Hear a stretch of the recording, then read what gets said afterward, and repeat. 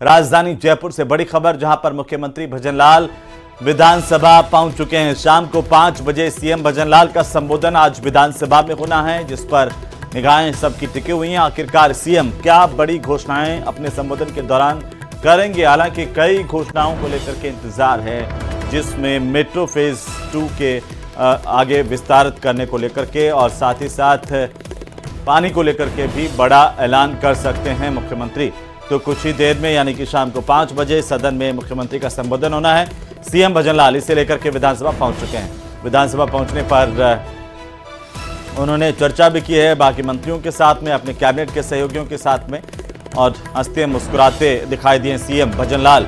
विधानसभा पहुंचने के दौरान की तस्वीर आपकी टीवी स्क्रीन पर है। कुछ ही देर में यानी कि 5 बजे शाम को मुख्यमंत्री का आज सदन में संबोधन होना है। इससे पहले आज जमकर हंगामा भी देखने को मिला। विपक्ष ने वॉकआउट कर दिया। इसके बाद सदन की कार्यवाही कुछ देर के लिए स्थगित की गई। हालांकि अब शाम को 5 बजे मुख्यमंत्री का संबोधन होना है। प्रश्नकाल के दौरान आज जमकर हंगामा देखने को मिला। विपक्ष और सत्ता पक्ष के सदस्यों के बीच तीखी नोकझोंक हुई। तो मुख्यमंत्री शाम को 5 बजे सदन में संबोधन देंगे।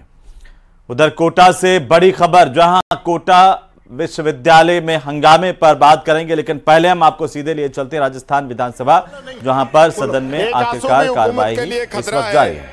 तुमने देखा नहीं आंखों का समुद्र हो जाना। माननीय मुख्यमंत्री जी, आप पधारे, आपका स्वागत। माननीय अध्यक्ष जी, आपने मौका दिया बोलने का, आपको धन्यवाद। पक्ष विपक्ष के सभी साथियों को भी मैं धन्यवाद देता हूं कि जिन्होंने इस डिबेट के अंदर भाग लिया। होली और दुल्हनडी दोनों त्योहारों की भी मैं शुभकामनाएं आप सब लोगों को देता हूं, और ये भी प्रार्थना करता हूं कि जिस प्रकार होली के रंग हैं, उसी प्रकार से खुशियों के रंग आपके जीवन में समाये। पूरे प्रदेशवासियों को बहुत बहुत बधाई और शुभकामनाएं। रमजान का पाक महीना भी चल रहा है। रमजान की भी मैं सभी प्रदेशवासियों को मुबारकबाद देना चाहूँगा, और मैं ये भी कहना चाहूँगा कि ये ऊपर वाले की कुदरत है। कभी होली और रमजान साथ आता है, कभी दिवाली और ईद साथ आती है। यही इस देश की संस्कृति है, यही इस देश का भाईचारा है, यही इस देश का इतिहास है। माननीय अध्यक्ष महोदय, वित्त मंत्री जी ने तो जो पढ़ के जो लिखा हुआ आया था वो सारा पढ़ ही दिया था। उसके बाद जो चर्चा हुई तो मैंने भरतपुर का जिक्र कर दिया। तो इसका मतलब मुख्यमंत्री जी मेरी बात मानते हैं। अगले ही दिन भरतपुर पहुंच गए और 5-6 घंटे लंबी मैराथन मीटिंग ली। अधिकारियों को डांट भी लगाई, अच्छी बात है। लेकिन अगले ही दिन यहां पे भरतपुर के सदस्य के खिलाफ ही विशेषाधिकार हनन का प्रस्ताव आ गया। ये आपकी कार्यप्रणाली का नमूना है कि किस प्रकार से आपकी सरकार जो है काम कर रही है। मैं आदरणीय अध्यक्ष महोदय, आपकी अनुमति से यह भी कहना चाहूंगा कि राजस्थान के विधानसभा के इस गौरवशाली इतिहास के अंदर कई नियम कानून बने, और ऐसा ही एक नियम कानून माननीय सदस्यों के विशेषाधिकार का बना। काफी बार उसको और मजबूत करने का काम किया गया। लेकिन अध्यक्ष महोदय, आज आपके इस आसन पे विराजते हुए माननीय सदस्यों के अधिकारों का जो हनन हो रहा है, जो कानून बना हुआ है कि जो उद्घाटन होंगे, शिलान्यास होंगे, उसमें लोकल एमएलए का नाम होगा, उसको बुलाया जाएगा। लेकिन आपकी सरकार के मंत्रियों के बेटे, विधायकों के बेटे, परिजन और भारतीय जनता पार्टी के पदाधिकारी अगर वो उद्घाटन करते हैं, उन कार्यक्रमों की अध्यक्षता करते हैं, उनके अंदर जाते हैं, तो हमारे लिए बड़ी शर्म की बात है।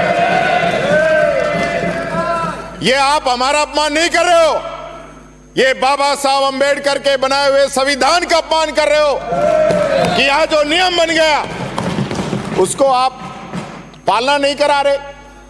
और अगर आपने तय कर रखा है तो आपका बहुमत है। मैं आपसे यह अनुरोध करता हूं, आप उस आदेश को पारित करा के कैंसिल करा दीजिए। कोई जरूरत नहीं हमारा नाम आए नहीं आए। पर जिन लोगों को जनता ने नकार दिया, जिनको हरा दिया, जिनको घर बैठा दिया, उनको आप उनके पूछ पूछ के आप सड़कें दे रहे, उनसे उद्घाटन करा रहे। ये जो मान्य सदस्यों का अधिकार है, उसके साथ आप ये दोहरा व्यवहार कर रहे हैं। मैं माननीय मुख्यमंत्री जी आपसे कहना चाहूंगा, ये परंपरा रही है इस सदन की, कोई सदस्य किसी भी पार्टी का हो, हम तो 66 ही हैं, बाकी तो आप सब लोग ही हो, तो हम 66 अगर इस नियमों का पालन कराने में हमारा नाम आ जाएगा तो आपको कहां दिक्कत है? आपका तो आएगा ही आएगा। तो इस चीज का आपको ध्यान रखने की जरूरत है। और जो नियम पिछले बने थे उसमें तत्कालीन नेता प्रतिपक्ष, उपनेता प्रतिपक्ष, सब लोगों की सलाह करके, राय करके वो नियम बने थे। मैं चाहूंगा आप उनकी पालना कराएं। मैं बात करना चाहूंगा जेजेएम की। बहुत हंगामा हो रहा है, हल्ला हो रहा है, बार बार बातें हो रही। जेजेएम में आपने आरोप लगाए ना हमने कम काम किया। मैं आपसे कह रहा हूं कि आपने 25 लाख नल लगाने की बात कही थी 24-25 के बजट के अंदर, और आपने लगाए 10 लाख। क्यों नहीं लगाए आपने? अब तो डबल इंजन की सरकार है ना। बीच में नहीं, हमने कहा कि राजस्थान की परिस्थितियां सही नहीं है, या खर्चा ज्यादा आता है। आपने नहीं माना, मजाक उड़ाया हमारा। आपके मंत्री ने खुद माना कि राजस्थान के अंदर नल लगाने का खर्चा ज्यादा आता है। अब आपको नहीं लगेगा? सबसे पहले हमारे मुख्यमंत्री जी ने प्रधानमंत्री जी को लेटर लिखा था, आपने कोई कार्रवाई नहीं की, आपने तो विरोध किया था। फिर मैं कहना चाहूंगा कि हमने जो जेजेएम की वेबसाइट उसको चेक कर लेना आप, 22-23 के अंदर हमारी सरकार ने 13,88,000 कनेक्शन दिए थे, और आपने 24-25 में 9,09,000 कनेक्शन दिए। तो अब तो डबल इंजन की सरकार चौथे हिस्से में ही सिमट गई है। यह बात मैं कहना चाहूंगा, आपसे सवाया काम हम लोगों ने किया है। आप बहुत बात करते हो कि राजस्थान पिछड़ा रहा और आप लोगों ने काम नहीं किया, बजट का पूरा उपयोग नहीं किया। राजस्थान में जब हमारी सरकार थी 22-23 में, जब हमने 13,88,000 कनेक्शन दिए, तो मध्य प्रदेश जहां आपकी सरकार है 8,90,000 कनेक्शन दिए। ये स्थिति है।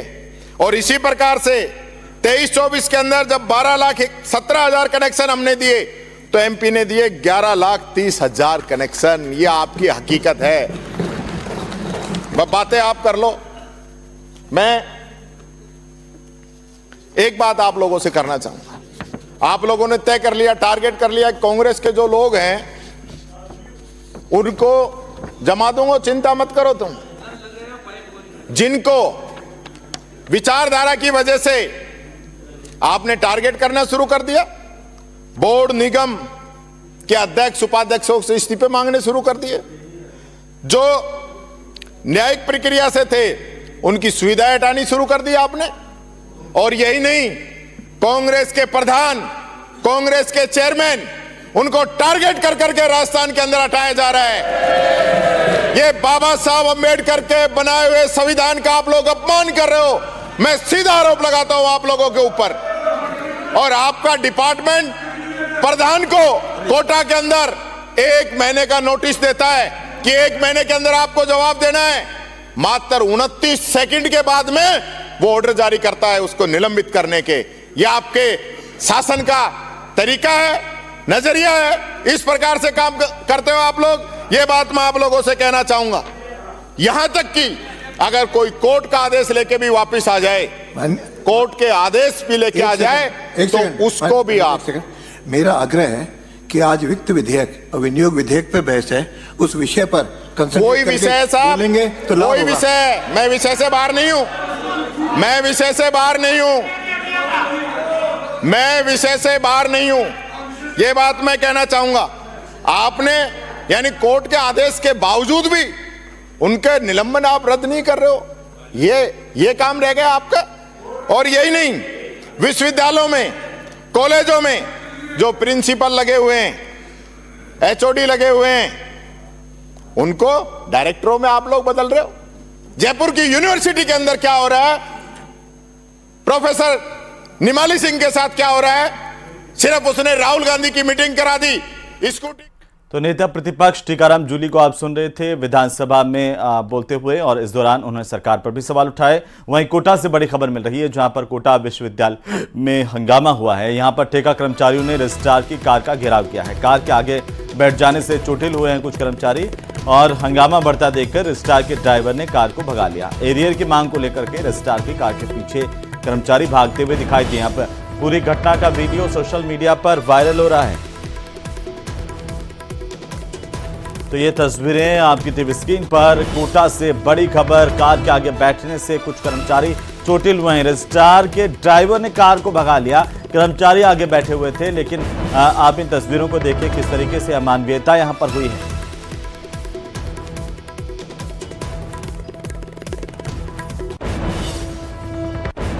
एरियर और हमारी सैलरी का मैटर चल रहा है, और रजिस्ट्रार और एफओ साइन नहीं कर रहा है। और आज कर्मचारियों ने गाड़ी रोकने की कोशिश करी तो गाड़ी भी नहीं रोकी, और हमारे कर्मचारियों पे गाड़ी भी चढ़ी है। तो उसमें काफी कर्मचारियों को चोटें भी आई है। तो अधिकारीगण बिल्कुल भी इस चीज को नकारा हो रहे हैं, एकदम से नकारा हो रहे हैं, बिल्कुल भी पॉजिटिव जवाब नहीं दे रहे हैं। मीठी गोलियां दी जा रही है सभी कर्मचारियों को।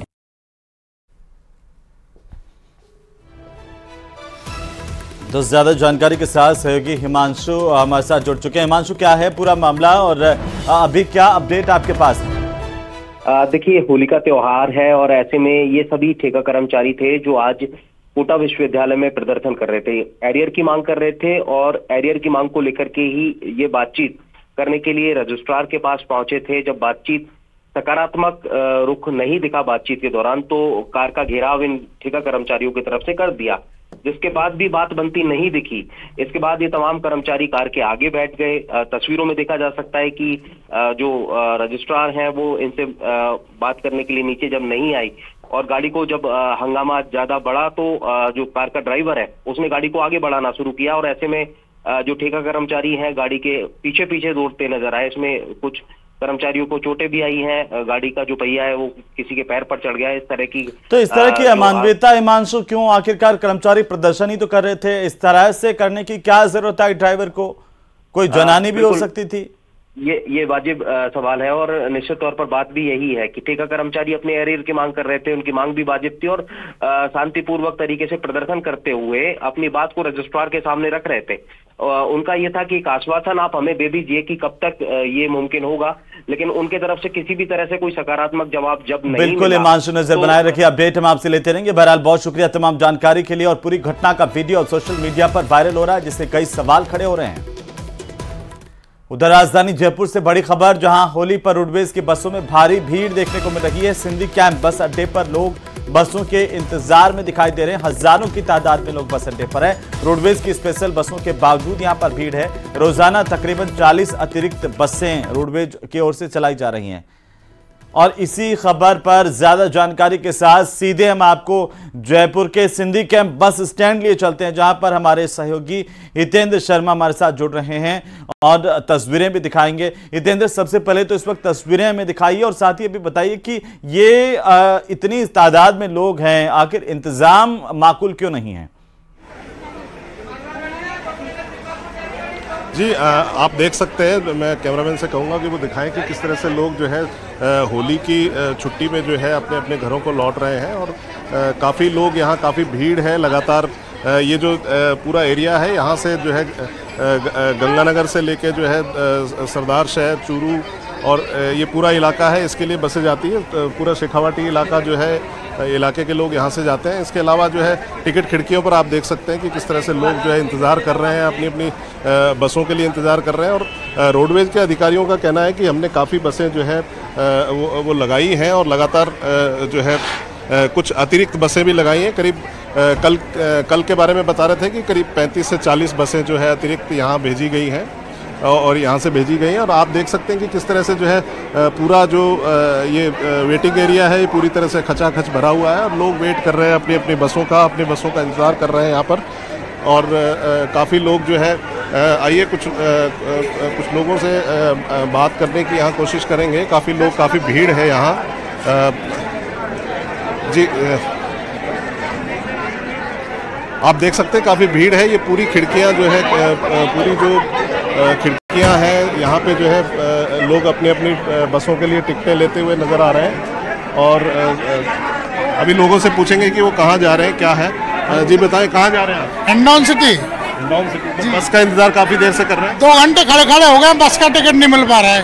तो ऐसा क्यों है, क्या कह रहे हैं अधिकारी? ऐसा अधिकारी ये कह रहे हैं बस है ही नहीं है, कर रहे खास व्यवस्था, भीड़ ज़्यादा है। आप कहाँ जा रहे हैं? धौलपुर जा रहा हूँ सर। तो बसों की क्या स्थिति है अभी? बसों की नो करी व्यवस्था नहीं है। ऐसा कुछ स्पेशल बसें भी इन्होंने लगाई हैं ऐसा कह रहे हैं अधिकारी। तो क्या आपके रूट पर भी स्पेशल नहीं लगा रहे हो?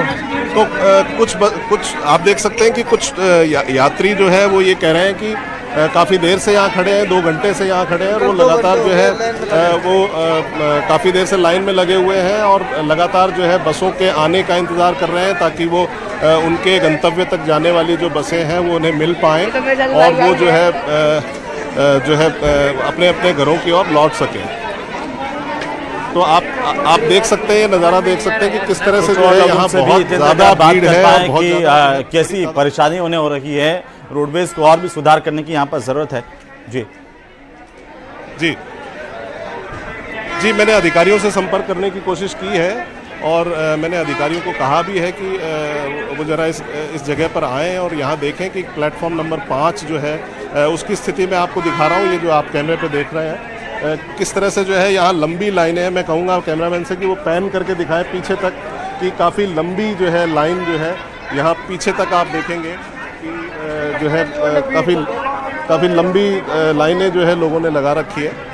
तो और टिकटों के काटने की जो स्पीड है वो काफ़ी कम है, वो काफ़ी जो है धीमी है क्योंकि बसें जो है उतनी तादाद में उपलब्ध नहीं कराई गई हैं। और आप देख सकते हैं कि किस तरह से लोग जो है जो बस जा रही हैं उनमें घुसने की जद्दोजहद कर रहे हैं और किस तरह से जो है यहाँ भी कुछ यात्रियों से हम बात करेंगे। जी कहाँ जा रहे हैं आप? सर भरतपुर जा रहे हैं। तो बसों की क्या स्थिति है अभी? बहुत ज़्यादा गंदी स्थिति है। कम से कम मेरे को 2 घंटे हो गए यहाँ पे, ना टिकट मिल रही है ना कुछ हो रहा है और ना ढंग से मैं बता रहे कि भाई कितने टाइम में बस निकलेंगी।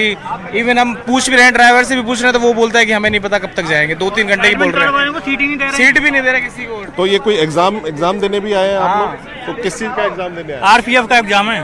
RPF का एग्जाम। तो कितनी देर से यहाँ आप? 2 घंटे हो गए यहाँ पे खड़े खड़े, बस 1 घंटे में आई कम से कम आते। तो आप देख सकते हैं कि किस तरह से लोग जो है इंतज़ार कर रहे हैं। 2-2 घंटे इनको यहाँ हो गए हैं और बसों की जो स्थिति है वो काफ़ी ख़राब है। लोगों के जो है मतलब खचाखच भरी है बसें और लोगों को बड़ी परेशानी का इस दौरान सामना करना पड़ रहा है। आप देख सकते हैं कि किस तरह से लोग जो है यहाँ लगातार जो है खड़े हुए हैं। जी बिल्कुल हितेंद्र, कुछ और लोगों से बात कीजिए। देखिए बस के भीतर भी ऐसी स्थिति है कि पैर रखने की जगह नहीं है, लेकिन इसके बावजूद बाहर भी लोग खड़े हुए हैं।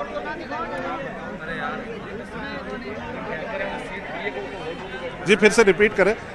आप देख सकते हैं कि किस तरह से जो है लोग इस जद्दोजहद में कि उन्हें सीट मिल जाए, खड़े रहकर ही वो अपने घर की ओर चले जाएं। लेकिन अभी फ़िलहाल जो भीड़ को देखते हुए जो नज़र आ रहा है वो ये है कि काफ़ी ज़्यादा जो है इनको बसों का इंतज़ाम करना होगा और ऐसा इंतज़ाम शायद अभी रोडवेज कर नहीं पाया है। और हालांकि उन्होंने ये दावे किए हैं कि करीब 35 से 40 बसें जो है रोज़ाना स्पेशल एक्स्ट्रा जो है जो रूटीन के अलावा जो है वो चलाई जा रही हैं। इसके अलावा और जो है और भी कुछ स्टूडेंट्स हैं यहाँ, कुछ टिकट लिए हुए लोग हैं, उनसे बात करते हैं। आप कहाँ जा रहे हैं, क्या नाम है आपका? सर अब मथुरा जाएंगे और लगेज साथ में और उसमें डिग्गी भी नहीं है, इसमें बैग रखने के लिए जगह भी नहीं है बस में। अच्छा, तो अभी टिकट कौन सी बस की दी है ये आपको? ये इसकी दी है भरतपुर वाले की। तो काफ़ी ज़्यादा टिकटें दे दी हैं और बस में बिठा नहीं पा रहे हैं और लगेज रखने के लिए भी जगह नहीं है और टिकट भी दे दी। तो आप देख सकते हैं कि किस तरह से जो है लगेज तक रखने की जगह नहीं है, लोगों के बैठने तक की जगह नहीं है और टिकट जो है लगातार जो है दिए जा रहे हैं। इसके अलावा आप इधर भी देख सकते हैं कि किस तरह से जो है बच्चे भी यहाँ काफ़ी जो है यहाँ जाने के लिए जो है महिलाएं भी हैं, बच्चे भी हैं और इसके अलावा जो है काफ़ी लोग, बुज़ुर्ग लोग भी इंतज़ार कर रहे हैं। तो ये देखा जा सकता है कि यहाँ कुल मिलाकर काफ़ी अव्यवस्था का माहौल है और इस बीच में जो है बिल्कुल हितेंद्र, बहुत शुक्रिया तमाम जानकारी के लिए। तो त्योहार का सीजन है, हर कोई अपने गंतव्य तक पहुंचना चाहता है, घर पहुंचना चाहता है और रोडवेज के पास पर्याप्त इंतजाम नहीं है। घाटे की रोडवेज ऐसे तो कई बड़े बड़े वादे होते हैं, लेकिन त्योहारी सीजन में जब आम लोगों को जरूरत होती है इसका फायदा उठाता है प्राइवेट वाले और वो मनमाना किराया लोगों से वसूल करते हैं।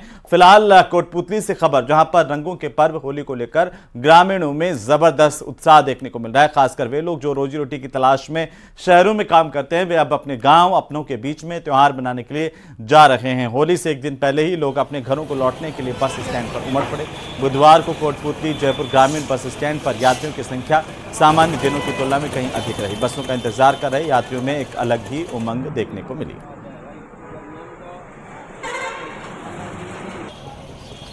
और इसी बीच जोधपुर से बड़ी खबर, जहां न्यूज 18 राजस्थान की खबर का असर हुआ है। पीडब्ल्यूडी ऑफिस में शराब पार्टी का मामला, इसे लेकर बड़ी जानकारी सामने आ रही है। आरोपी कर्मचारियों को निलंबित किया गया है। अतिरिक्त प्रशासनिक अधिकारी राम सिंह निलंबित किए गए हैं। सहायक प्रशासनिक अधिकारी सुरेंद्र सिंह का भी निलंबन हुआ है।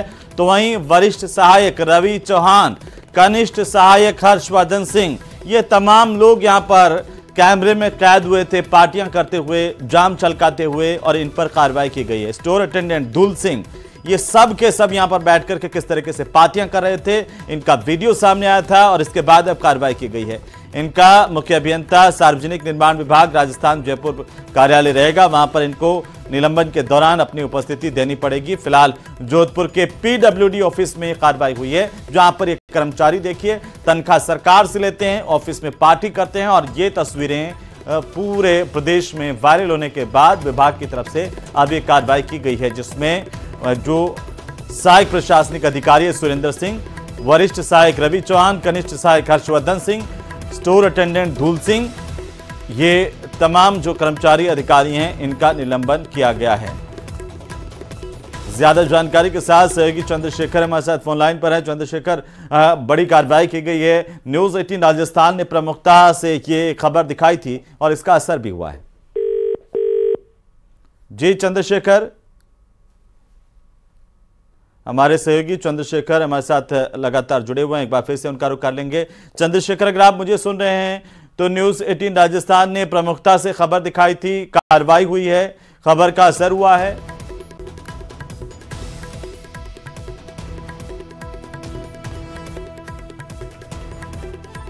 बहरहाल तस्वीरें देखिए किस तरीके से ये जो चेहरे हैं पीडब्ल्यूडी के अधिकारी कर्मचारियों के, इनको गौर से देखिए। ये ऑफिस में शराब पार्टी करते हुए इनकी तस्वीरें वायरल होने के इन पर आरोप लगे, इसके बाद विभाग ने कार्रवाई की है। और इसी बीच झालावाड़ से बड़ी खबर, जहां अवैध मादक पदार्थों के खिलाफ एक्शन हुआ। युवक के कब्जे से 2 किलो 90 ग्राम अफीम बरामद हुई। अफीम के साथ आरोपी राजू और हरिओम सोनी गिरफ्तार किया गया है। चौमेला के रावतपुरा रोड से पुलिस ने इसकी गिरफ्तारी की है। अफीम की अंतर्राष्ट्रीय बाजार में कीमत करीब 10,45,000 रुपए। गंगदार थाना पुलिस ने यह बड़ी कार्रवाई की है। यह बड़ी खबर है इस वक्त की।